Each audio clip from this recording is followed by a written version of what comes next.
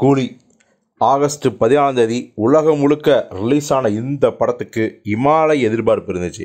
மிகப்பெரிய ஒரு கூட்டணி.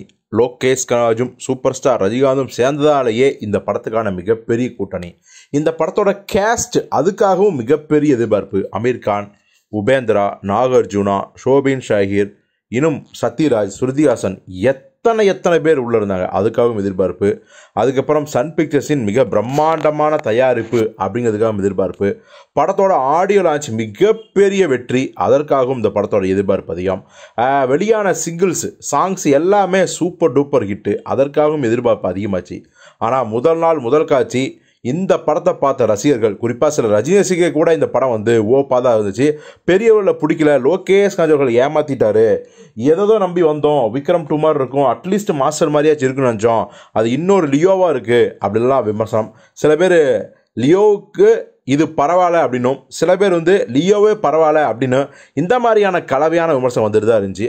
இந்த நேரத்தில் இந்த படத்தோட வசூல் தொகையை சன் பிக்சர்ஸ் அறிவித்தாங்க. முதல் நாள் வசூல் மட்டும் 151 கோடி அப்படின்னு. அதுக்கும் விமர்சனம் வந்துச்சு. லியோ 148 கோடினால ஒரு 3 கோடி சேர்த்து ஒரு போட்டார். இந்த அடுத்தது ஜனநாயகம் போது விஜய் இதை விட ஒரு 3 கோடி சேர்த்து போடுவார், இதே வேலை தான்ப்பா அப்படிங்கிற ஒரு விமர்சனம் பார்க்க தான் செய்கிறோம்.